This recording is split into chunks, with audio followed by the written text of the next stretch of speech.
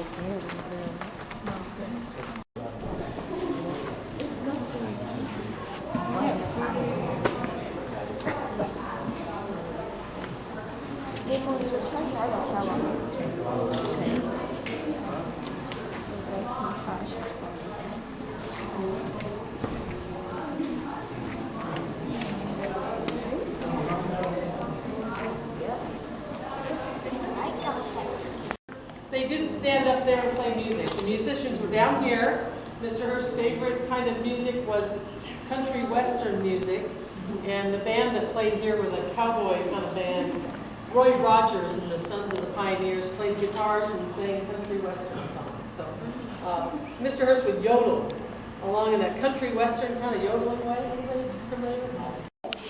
So it was unusual for Hearst to hire Julia Morgan as the architect. She was also the interior decorator and the landscape designer. And so Hearst bought the antiques. He chose every single item. He didn't just send somebody out to buy stuff. He bought things he liked, and he worked with the architect on a daily basis on choosing where things would go. I meet people from all over the world. Oh, there's a movie theater. Yeah. China, that was in China. It's over there. Yeah. I once met visitors from Pennsylvania. I didn't know people lived there, but they do. Luxembourg, not very many Luxembourgers out there.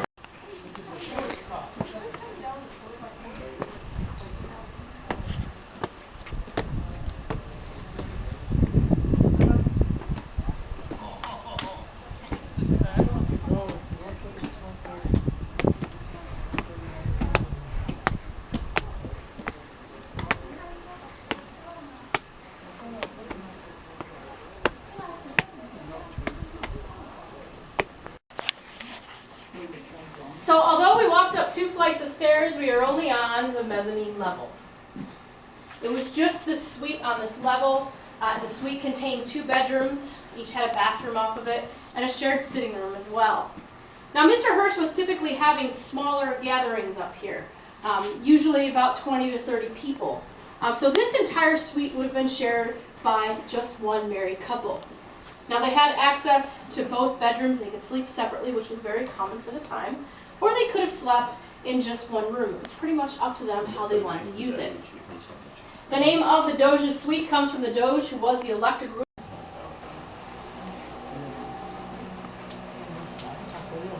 So there were rare occasions when Mr. Hearst had larger parties.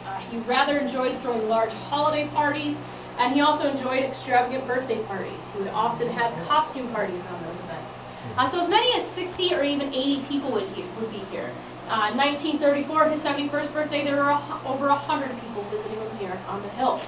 So at that time, this suite would have been shared by dragons. We also have a 19th century Qing Dynasty vase over here as well.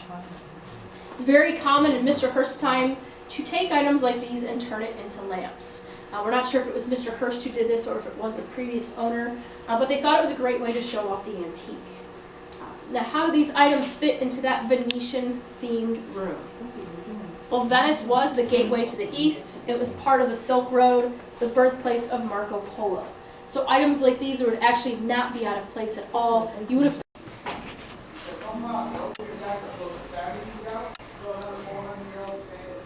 So initially in Mr. Hearst's time, this was actually an open hallway. It was open to the elements. That's why you find the windows here on this side. However, the Pacific Ocean is right there. That's where all of our weather comes from. So they had a lot of problems with this hallway flooding.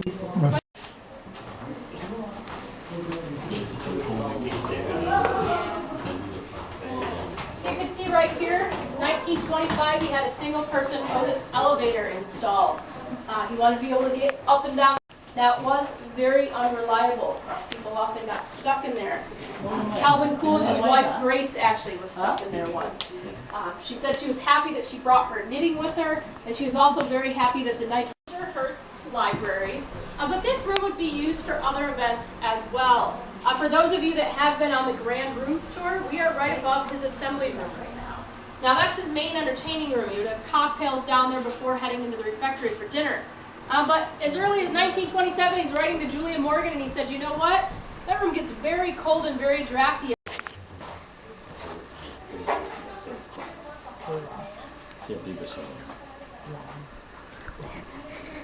Sorry. No, you're fine.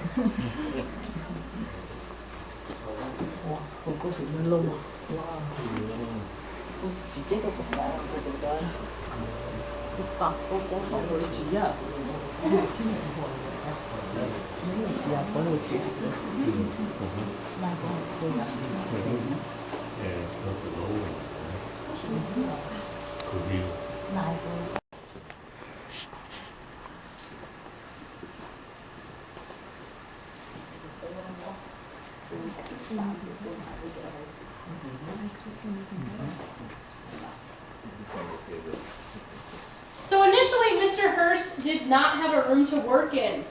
He worked out in his library, but even before that, you would see him on a clipboard out on the main terrace. But right around the time that they were finishing his Gothic suite across the hallway, either side of the mantelpiece. They did not do the piece that sits there in the center. However, it is done in the Della Robbia style, which is why you find it here in this room. So we're going to head downstairs now to the last stop on our tour. It's the lower duplex suite, and it is a room that really shows off the ingenuity of his architect, Julia Morgan, and shows what a great working relationship she had with her client, Mr. William Randolph Hearst.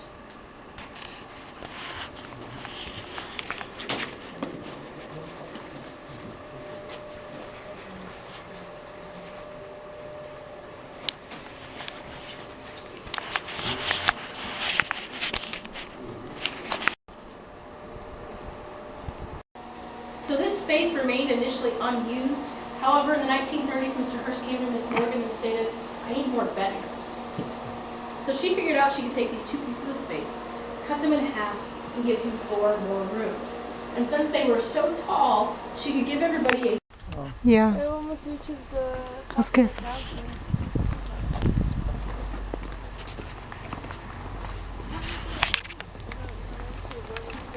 Esta parte que não foi terminada, né? Oh yeah, they say.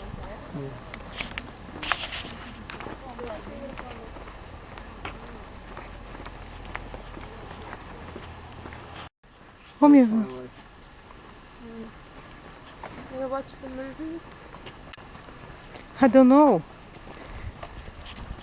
You wanna watch the movie? I thought it was like a little movie. Like, it's about like the Hearst Castle, I guess. Yeah, that's You wanna watch it? that's we're getting time to relax. Okay, let's take the bus. Look like this is ready, I don't know.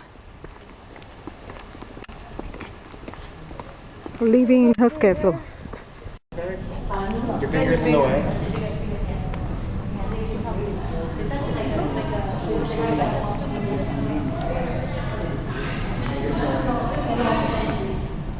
Is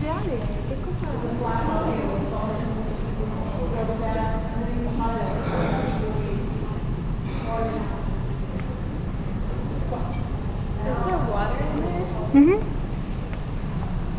It's so clear. You? Yeah. Yeah, let's go. Sorry, my dad.